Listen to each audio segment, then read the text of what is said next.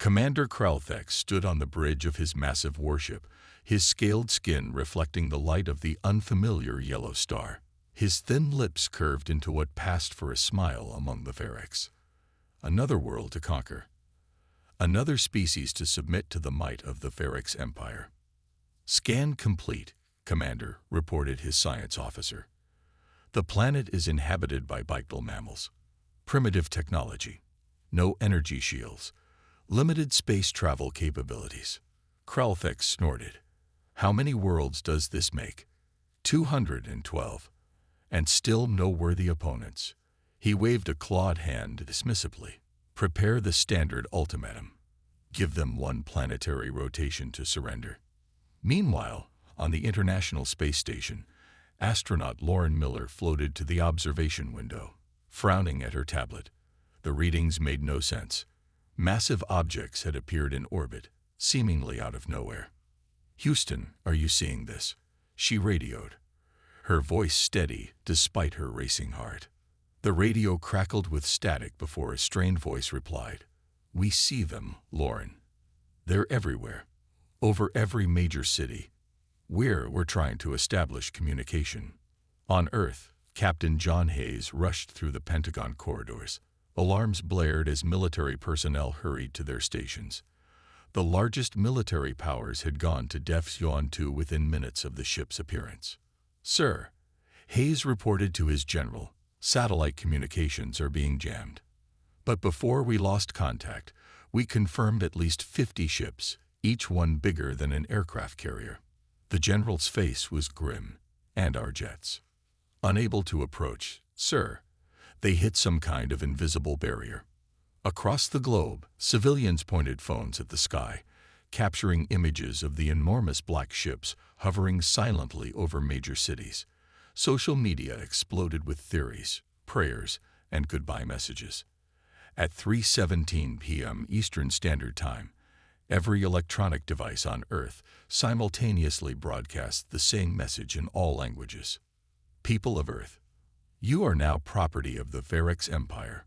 Surrender your resources and accept your place as servants, or face extinction. You have one day to decide." President Alan Garcia sat in the emergency United Nations session, listening as world leaders argued about the best response. Some favored immediate surrender to save lives. Others demanded resistance at all costs.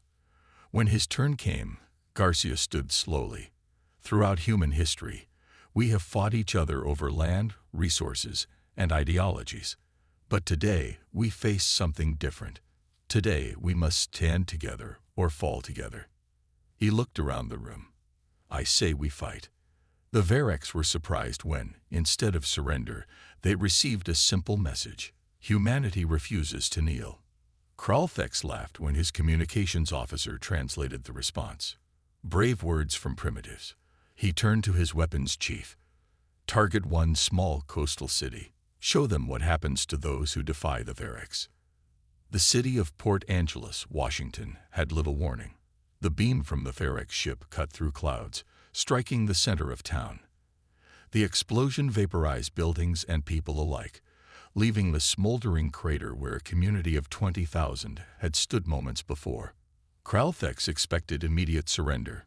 Instead, military bases worldwide mobilized, civilian evacuation plans activated, and in a research lab in Boston, Dr. Howard Chen noticed something on his instruments when the Ferex fired their weapon. "The shield frequency," he whispered, rewinding the recording. "It fluctuates when they discharge energy. There's a pattern here." As night fell across America, Lauren Miller watched from space as tiny lights, missiles, rose from Earth toward the Ferex ships. None reached their targets, disintegrating against invisible shields. But humanity had only just begun to fight. Kralthex retired to his quarters, confident that by morning, these humans would be begging for mercy like all the others before them. He had no idea what was coming. Dr. Howard Chen hadn't slept in 36 hours. Empty coffee cups littered his lab as he replayed the footage of the Ferex weapon firing on Port Angeles. "There it is again," he muttered, pointing at his screen where colorful waves danced across a graph. The shield flickers for 0.3 seconds after each energy discharge. He grabbed his phone and dialed a number. General Phillips. I found something. Across the country, engineer Peter Gonzalez supervised a warehouse floor where hundreds of workers modified missiles with new electromagnetic pulse generators. Careful with those connections, he called out, wiping sweat from his forehead. If the timing is off by even a millisecond, this won't work. A young woman approached him with a tablet. Mr. Gonzalez, we've converted 87 missiles so far. The Air Force is waiting for the first batch. Peter nodded grimly. Tell them they'll have 20 ready in an hour. At Andrews Air Force Base, pilot Samantha West strapped herself into her F-35 fighter jet. Her squadron of 12 planes had been fitted with the modified weapons Dr. Chen had designed. Remember, her commander's voice crackled through her headset. You'll only get one shot at this. The timing has to be perfect. Understood, sir, Samantha replied, her face set with determination. Strike team ready for takeoff. Above the Nevada desert, 3 Ferex ships hovered, preparing to attack Las Vegas. They never saw the human jets coming. Samantha's targeting computer counted down. 3, 2, 1, fire. 12 missiles streaked toward the alien vessels. The Ferex operators barely registered the primitive projectiles on their screens, confident in their superior shields. But these missiles didn't explode on impact. Instead, they detonated precisely 0.2 seconds before hitting the shields, releasing powerful electromagnetic pulses exactly as the shields cycled. For the first time in the history of the Ferex Empire, their shields failed. The secondary volley of conventional missiles slammed into the exposed hull of the lead ship. The massive vessel shuddered, then began to tilt sideways, smoke pouring from a gaping hole in its side. On his command ship, Kralfex roared in anger as reports flooded in. Impossible, he snarled, smashing a console with his fist. How could primitives breach our shields? His second-in-command spoke cautiously. Commander, perhaps we underestimated these humans. Kralfex spun around, his eyes blazing. Order all ships to pull back to high orbit. We need to reassess. Meanwhile, Intelligence Officer Kate Murphy sat in a windowless room surrounded by computers. For hours, she had listened to intercepted Ferex communications, feeding them through translation algorithms. They're scared, she told the president during an emergency briefing. The Nevada attack has them confused. They've never encountered a species that could damage their ships so quickly. President Garcia nodded. How much time have we bought? They're calling for reinforcements, Kate replied. Maybe a week before they return in greater numbers. Then we have 1 week to prepare. Around the world, the news spread.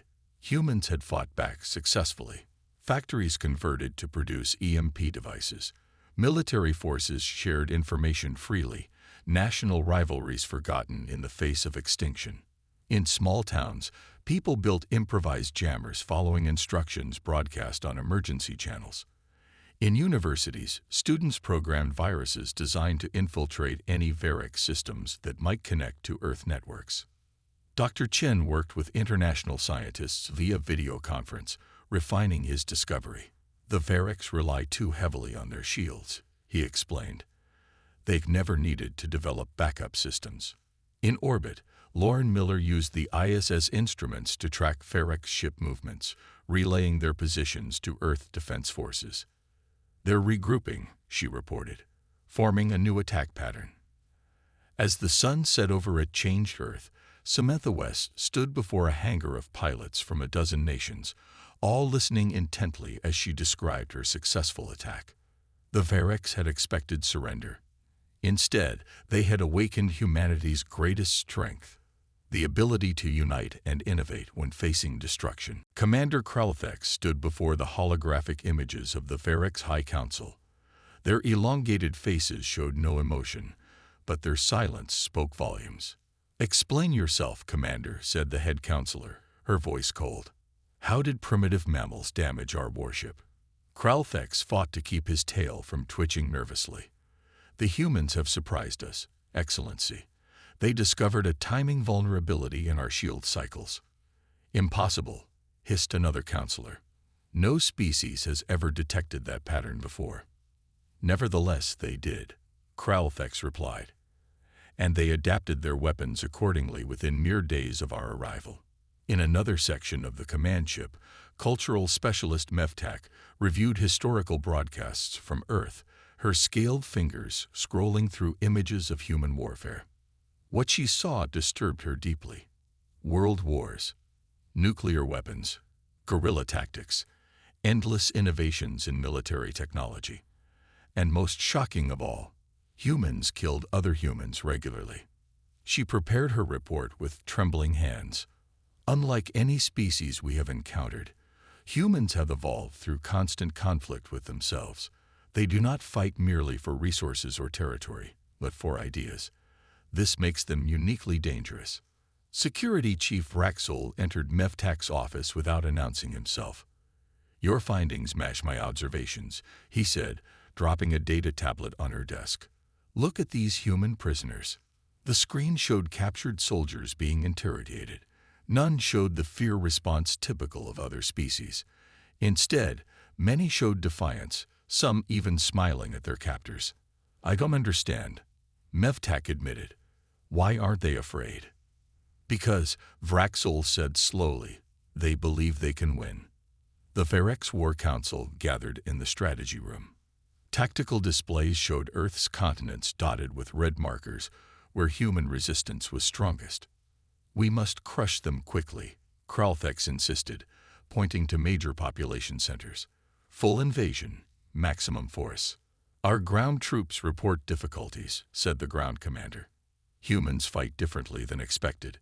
They do not follow predictable patterns. Some attack our forces with primitive projectile weapons, while others use improvised explosives or even their own vehicles as weapons. Vraxol stepped forward. We have another problem. Humans have different combat styles based on their region. Desert fighters use different tactics than forest fighters. Urban fighters are different still. We cannot develop a single effective counter-strategy. Kralthex slammed his fist on the table. They are just mammals. We have conquered hundreds of worlds. None like this one, Mevtak said quietly. Most species we encounter have unified governments, unified military forces. Humans have nearly 200 different nations, each with their own military doctrines. A communication officer burst into the room. Commander, the High Council has responded to our reports. They have reclassified humans as a Class Alpha threat. Reinforcements have been dispatched. Class Alpha, Vraxol whispered, his scales paling. Only 2 other species have earned that classification in our history. Kralthex straightened his posture. How long until reinforcements arrive? 6 planetary rotations, Commander. Then we proceed with the invasion now, Kralthex ordered. We will show these humans true fear before our main fleet arrives. In her private quarters that night, Mevtak reviewed more human history. She watched recordings of small human nations resisting much larger invaders, of desperate defenses against overwhelming odds. One human phrase appeared repeatedly in various historical accounts. She spoke it aloud, trying to understand its significance. We would rather die on our feet than live on our knees. For the first time in her long career studying conquered species, Mevtak felt something new, doubt about the outcome of an invasion. As Variks dropships prepared to deploy ground forces worldwide, Kralthex received one final report from his intelligence division. Humans are broadcasting messages about our shield vulnerability to every corner of their planet. They are adapting faster than we can counter. Black dropships fell from the sky like deadly rain. They landed in fields and city centers, on beaches and mountain plateaus. From each ship emerged 20 Variks soldiers, their scaled bodies protected by armor that shimmered with energy fields. Near the farming town of Millfield, Iowa, Marine Staff Sergeant Daniel Clark lay in a cornfield with his 5-person squad. They watched through binoculars as a Variks patrol moved through the neighboring farm. Remember, Daniel whispered, aim for the joints in their armor. Wait for my signal. The aliens moved with confidence, clearly not expecting resistance in what their scans showed as a sparsely populated area. This was their first mistake. When the Varex reached the pre-planned position, Daniel pressed a button on his radio. Hidden speakers around the field suddenly blasted the sound of artillery fire. The Varex soldiers immediately dropped into defensive positions, looking up for incoming shells that didn't exist. "Now," Daniel shouted. From all sides, concentrated fire struck the confused aliens. Special rounds designed by Dr. Chen's team penetrated the weak points in their armor. Within minutes, 5 Varex soldiers lay dead. One remained alive, stunned by a modified taser. "Quick," Daniel ordered. "Get the prisoners secure before their ship notices they're missing." Across the globe, similar scenes played out. The Varex found themselves facing not just formal military forces, but countless small resistance groups using local knowledge to their advantage. In Nigeria, villagers lured Varex soldiers into swampland where they became trapped. In Siberia, hunters used knowledge of hidden caves to ambush alien patrols. In the Amazon rainforest, indigenous tribes used poison darts that somehow penetrated the aliens' breathing filters. At a secured lab in Atlanta, biologist Dr. Lisa Washington studied tissue samples from a dead Varex soldier. She looked up from her microscope, eyes wide with excitement. "They have no immunity to our bacteria," she announced to the room of scientists. "Their biology has never been exposed to Earth's microorganisms." A colleague frowned. "Are you suggesting biological warfare?" Lisa shook her head. "Nothing so drastic. But we might be able to create non-lethal deterrents, something to make them sick enough to retreat." In his parents' basement in Seattle, college student Ryan Kelly typed furiously on his computer. After 3 days without sleep, he had finally found a pattern in the Varex communication protocols. "It's like they never expected anyone to try hacking them," he muttered, inserting his code into their network. Across North America, Varex soldiers suddenly received contradictory orders, causing confusion in their ranks. On his command ship, Kralthex received disturbing reports from ground forces. "The humans are using suicide tactics," a field commander reported. "They drive explosive-filled vehicles into our positions. They collapse buildings on our troops, killing themselves in the process." "Why?" demanded Kralthex. "Why sacrifice themselves?" "To slow our advance," replied Security Chief Vraxel. "Each human seems willing to die if it means saving other humans." A junior officer entered with another report. "Sir, our troops are requesting to be returned to the ships. They refuse to engage in close combat with humans." "Refuse?" Kralthex roared. "Varex soldiers do not refuse orders." "They are afraid, Commander," Vraxel said quietly. "The human resistance is unlike anything in our records. Our soldiers report that even when outmatched, humans continue fighting. Even when injured, they attack. There is no surrender in them." Outside a Varex camp near Budapest, a young girl approached a sentry.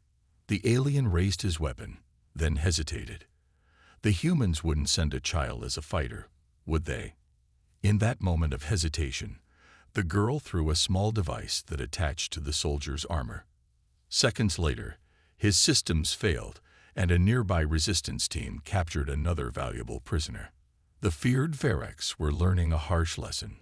On Earth, everyone was a potential fighter, and conventional military doctrine meant nothing. Dr. Howard Chen hadn't left the underground laboratory for 5 days. He worked alongside scientists from 27 countries, all focused on a single goal: finding a way to defeat the Varex capital ships. "The smaller ships we can handle," he explained to the military leaders gathered around the conference table. "But those 5 main ships in orbit are too powerful. Our current weapons barely scratch them." He pointed to a 3D model floating above the table. "However, we've studied the captured Varex technology and found something. Their capital ships have a central power core. If we can overload it, the whole ship will shut down." General Phillips leaned forward. "And how exactly do we reach this core?" Dr. Chen smiled. "With this." He held up what looked like a simple metal sphere. "We call it the pulse bomb. It creates an electromagnetic wave that cascades through their power systems, but we need to get it inside their shield perimeter." In orbit, Lauren Miller piloted a small shuttle toward the International Space Station. After the invasion began, NASA had managed to bring her down to Earth, where she provided crucial information about Ferrex ship movements. Now she was returning to space with vital equipment. "Approaching docking bay," she reported. No Ferrex activity detected nearby. Once aboard, she quickly installed new sensors designed by astronomers working with Dr. Chen's team. "Houston, sensors are online. Beginning scan of Ferrex fleet patterns." Hours later, she sent her findings to Captain John Hayes, who now coordinated global military operations from a bunker deep beneath Colorado. "The Ferrex ships maintain a predictable orbit pattern," Hayes told his international team of officers. "They're creatures of habit. Every 17 hours, their flagship passes through this sector, and their shields thin slightly to conserve power. That's our window." In the White House Situation Room, President Garcia addressed world leaders via secure video. "The scientists have given us a weapon. Our military has found our opportunity. Now we need everyone to create a diversion." He outlined the bold plan. Simultaneous attacks on Ferrex ground forces worldwide would force them to call for support from their fleet, stretching their resources thin just as Hayes' team struck at the flagship. "This is our one chance," Garcia finished. "Every nation, every person must play their part." On his command ship, Kralthex stared at reports with growing rage. 3 days of ground combat had cost him nearly 40% of his invasion force, yet they controlled less than 10% of Earth's land mass. "This is unprecedented," he snarled. "We've never lost so many troops taking a single world." His communications officer interrupted. "Commander, the High Council demands an update." "Tell them reinforcements must arrive soon," Kralthex ordered. "And prepare my battle plan. We will destroy their largest cities simultaneously. Break their spirit once and for all." What Kralthex didn't know was that his communications were being monitored. Intelligence officer Kate Murphy decoded his message within hours. "They're planning something big," she warned Hayes. "We need to move now." The next day, as the Ferrex flagship entered the predicted position, 20 stealth aircraft rose from hidden bases worldwide. Each carried a pulse bomb and Earth's best pilots. Captain Hayes coordinated from the command center. "All units report ready," his aide announced. "Then we proceed," Hayes said firmly. "Operation Turning Point is go." As the human aircraft approached the massive Ferrex flagship, they faced intense defensive fire. 3 planes were lost immediately, but the others pressed forward, following Lauren's guidance from the space station. "Shield thinning in Sector 7, she reported. 20 seconds until optimal breach point. In his quarters, Kralthex was preparing for the coordinated attack on Earth's cities when alarms blared. "What now?" he demanded, rushing to the bridge. He arrived just in time to see the human aircraft penetrate his ship's defensive perimeter. For the first time in 3,000 years of Ferrex conquest, a flagship was vulnerable. Pilot Samantha West guided her aircraft through the hole in the Ferrex flagship's shields. 2 other planes followed close behind. The rest provided covering fire, drawing the alien defenses away. "We're inside," she reported, her voice steady despite the danger. Moving toward the central core. On her display, a map created from captured Ferrex data showed the path to the ship's power center. Alien fighters scrambled to intercept, but the human planes were smaller and more maneuverable in the tight corridors of the massive vessel. 30 seconds to target, Samantha announced. Deep in the Colorado command bunker, Captain Hayes and his team held their breath. Everything depended on this moment. When Samantha reached the core, she released the pulse bomb and pulled up sharply. "Bomb away. All units retreat." The electromagnetic pulse ripped through the Ferrex flagship, cascading through its systems. Lights flickered. Engines died. Gravity generators failed. The mighty ship hung dead in space. Direct hit, Lauren Miller shouted from the space station. The flagship's systems are shutting down. Across Earth, people watching the skies saw one of the massive alien ships begin to drift. Cheers erupted in streets and bunkers alike. For the first time, a Verrex capital ship had been disabled. What humans didn't expect was the galactic audience watching these events. On a distant planet called Aldera, beings with crystalline bodies gathered around communication devices. For centuries, they had lived under Verrex control, providing resources and technology while suffering silently. "The humans have damaged a Verrex flagship," one Eldari elder whispered in disbelief. "Not just damage," another replied. "They disabled it completely." The news spread rapidly through hidden channels across hundreds of worlds. Species long conquered by the Verrex watched with growing hope as humans continued to fight against impossible odds. On the Verrex homeworld, the High Council convened an emergency session. "Unacceptable," the head counselor thundered. "Commander Kralthex has failed. Replace him immediately." Within hours, a new commander, Admiral Zinvex, took control of the Verrex fleet. Known for his ruthless efficiency, Zinvex brought a massive reinforcement armada. "We will crush these humans with overwhelming force," he promised the council. "Leave nothing alive on that planet." But as the Verrex prepared their final assault on Earth, something unprecedented occurred. The Aldari, breaking centuries of submission, sent a small, fast ship toward Earth carrying ambassadors and technology. The ship slipped past Verrex patrols and landed at a secret facility in the Australian outback. From it emerged tall, crystal-like beings who requested an immediate meeting with human leaders. "We are the Aldari," their chief ambassador explained to the astonished humans. "Like many species, we have suffered under Verrex rule for generations. But you have done what none thought possible." "We're just fighting for our survival," President Garcia replied. The Aldari ambassador's crystalline face shifted into what might have been a smile. "You are doing more than that. You are inspiring rebellion across the galaxy. Already, 12 worlds have risen against their Verrex overlords." Dr. Chen studied the technology the Aldari had brought. "This is incredible," he said. "With this, we could build ships capable of faster-than-light travel." The Aldari nodded. "Yes. And more importantly, you could take the fight beyond your world, to Verrex territory itself." As Admiral Zinvex's reinforcement fleet approached Earth, he received disturbing reports of uprisings throughout Verrex-controlled space. "How is this happening?" he demanded. His intelligence officer looked troubled. "Sir, communications about the human resistance have spread to every conquered world. They're calling it the Earth model of rebellion." For the first time in their long history of conquest, the Verrex faced not just one defiant world, but a galaxy inspired to fight back. 3 months after the Aldari arrived on Earth, the first human-built starship rose from a hidden base in the Mojave Desert.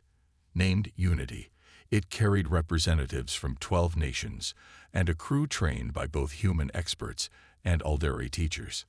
Pilot Samantha West sat at the controls, still amazed by how easily the ship responded to her commands. "All systems ready," she reported. "FTL drive charged." Captain John Hayes, now promoted to Admiral, gave the order from Mission Control. "Unity, you are cleared for departure. Good hunting." The ship vanished in a flash of light, traveling faster than humans had ever moved before.